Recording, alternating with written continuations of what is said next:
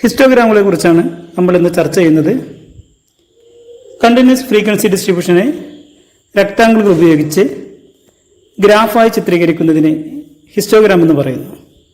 അല്ലെങ്കിൽ ഗ്രൂപ്പ്ഡ് ഡാറ്റയുടെ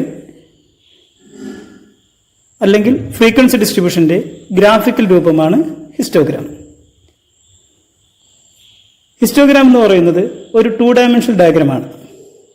അതായത് ഹിസ്റ്റോഗ്രാമിൻ്റെ നീളവും വീതിയും, ഹൈറ്റ് ആൻഡ് വിഡ്ത്ത് രണ്ടും നമ്മൾ പരിഗണിക്കുന്നു. അതുകൊണ്ടാണ് അതിനെ 2 ഡയമെൻഷണൽ ഡയഗ്രാം എന്ന് വിളിക്കുന്നത്. ഒരു ഹിസ്റ്റോഗ്രാമിൻ്റെ ഹൈറ്റ് ആശ്രയിക്കുന്നത് അതിൻ്റെ ഫ്രീക്വൻസിയെയും വിഡ്ത്ത് ആശ്രയിക്കുന്നത് ക്ലാസ് ഇൻ്റർവെലിനെയും ആയിരിക്കും. സാധാരണയായി ഹിസ്റ്റോഗ്രാം വരയ്ക്കുമ്പോൾ എക്സ് ആക്സിസിൽ നമ്മൾ വേരിയബിളും വൈ ആക്സിസിൽ ഫ്രീക്വൻസിയുമാണ് അളക്കുന്നത്. നമ്മൾ നേരത്തെ പറഞ്ഞതുപോലെ റെക്ടാങ്കിളിൻ്റെ ഹൈറ്റ് ആശ്രയിക്കുന്നത് ഫ്രീക്വൻസിയെയും വിഡ്ത്ത് ആശ്രയിക്കുന്നത് ക്ലാസ് ഇൻ്റർവെലിനെയുമാണ്. നമ്മൾ നേരത്തെ ബാർ ഡയഗ്രാം പഠിച്ചു. ബാർ ഡയഗ്രാം വരയ്ക്കുമ്പോൾ ബാറുകൾ തമ്മിൽ നിശ്ചിത അകലം വേണമെന്ന കാര്യം നിങ്ങൾക്ക് ഓർമ്മിക്കുന്നുണ്ടാകും. എന്നാൽ ഹിസ്റ്റോഗ്രാം വരയ്ക്കുമ്പോൾ ബാറുകൾ തമ്മിൽ അകലം പാടില്ല. അതായത് ഹിസ്റ്റോഗ്രാം റെക്ടാങ്കിളുകളെ ചേർത്താണ് വരയ്ക്കേണ്ടത്. ബാർ ഡയഗ്രാം എന്ന് പറയുന്നത് 1 ഡയമെൻഷൻ ഡയഗ്രാം ആണെന്ന് നമ്മൾ പറഞ്ഞിരുന്നു. കാരണം അതിൻ്റെ ഹൈറ്റ് മാത്രമേ പരിഗണിക്കുന്നുള്ളൂ. ഇനി ഹിസ്റ്റോഗ്രാം വരയ്ക്കുമ്പോൾ നമ്മൾ ശ്രദ്ധിക്കേണ്ട ചില കാര്യങ്ങളുണ്ട്. അതിലൊന്നാമത്തത് ഡിസ്ക്രീറ്റ് സീരീസിലുള്ള ഡാറ്റ ഉപയോഗിച്ച് ഹിസ്റ്റോഗ്രാം വരയ്ക്കാൻ കഴിയില്ല. നമ്മൾ പറഞ്ഞിരുന്നു ഹിസ്റ്റോഗ്രാം എന്നത് ഗ്രൂപ്പ്ഡ് ഡാറ്റയുടെ ഗ്രാഫിക്കൽ രൂപമാണ്.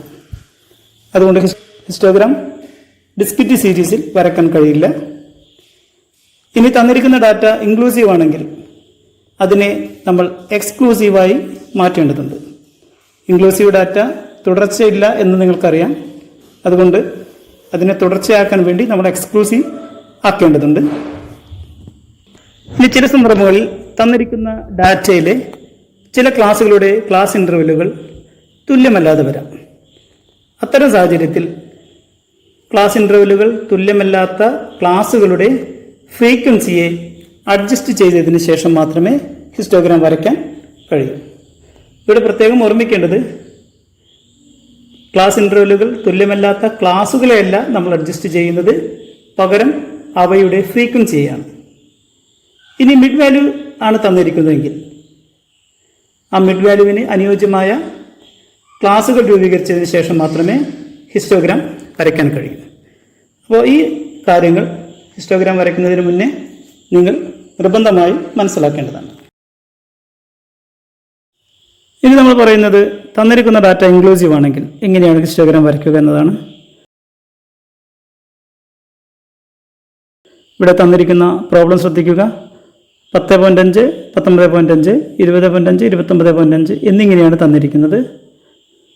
അതായത് ഇത് ഇൻക്ലൂസീവ് ആണെന്ന് നമുക്ക് മനസ്സിലാക്കാം. കാരണം ഒരു ക്ലാസ്സിൻ്റെ അപ്പർ ലിമിറ്റ് മറ്റൊരു ക്ലാസ്സിൻ്റെ ലോവർ ലിമിറ്റ് ആയിട്ടല്ല വന്നിരിക്കുന്നത്. അതുകൊണ്ടാണ് അതിനെ നമ്മൾ ഇൻക്ലൂസീവ് എന്ന് വിളിക്കുന്നത്. നമ്മൾ ഹിസ്റ്റോഗ്രാം എന്ന് പറയുന്നത് തുടർച്ചയായിട്ടാണ് നമ്മൾ വരയ്ക്കേണ്ടത്. എന്നാൽ തന്നിരിക്കുന്ന ഡാറ്റ തുടർച്ചയല്ല. അതുകൊണ്ട് ഇതിനെ നമ്മൾ എക്സ്ക്ലൂസീവ് ആക്കി മാറ്റണം. എങ്ങനെയാണ് എക്സ്ക്ലൂസീവ് ആക്കി മാറ്റുക? ഇൻക്ലൂസീവിനെ എക്സ്ക്ലൂസീവ് ആക്കാൻ രണ്ടാമത്തെ ക്ലാസ്സിൻ്റെ ലോവർ ലിമിറ്റിൽ നിന്ന് ഒന്നാമത്തെ ക്ലാസ്സിൻ്റെ അപ്പർ ലിമിറ്റ് കുറയ്ക്കുക.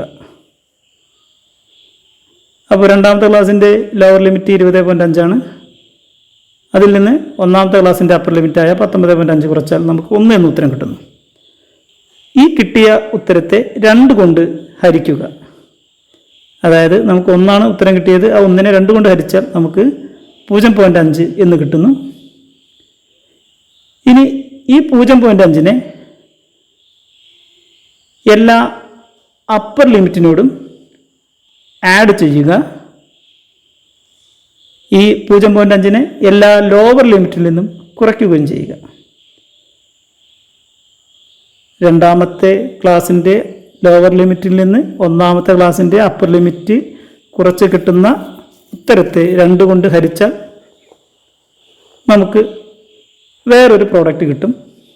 ഇനി ആ ഉത്തരത്തെ, അത് 0.5 നമുക്കിവിടെ കിട്ടിയത്, അതിനെ എല്ലാ ലോവർ ലിമിറ്റിൽ നിന്നും കുറയ്ക്കുകയും എല്ലാ അപ്പർ ലിമിറ്റിനോട് കൂട്ടുകയും ചെയ്താൽ നമുക്ക് ഇൻക്ലൂസീവിനെ എക്സ്ക്ലൂസീവാക്കി മാറ്റാൻ പറ്റും.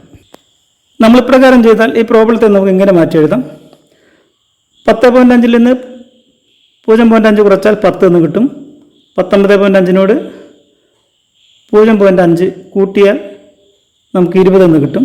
ഇപ്രകാരം എല്ലാ ലോവർ ലിമിറ്റിൽ നിന്ന് കുറയ്ക്കുകയും എല്ലാ അപ്പർ ലിമിറ്റിനോട് കൂട്ടുകയും ചെയ്താൽ 10, 20, 20, 30, 30, 40, 40, 50, 50, 60 എന്ന് നമുക്ക് ഈ പ്രോബ്ലത്തെ മാറ്റി എഴുതാൻ കഴിയും.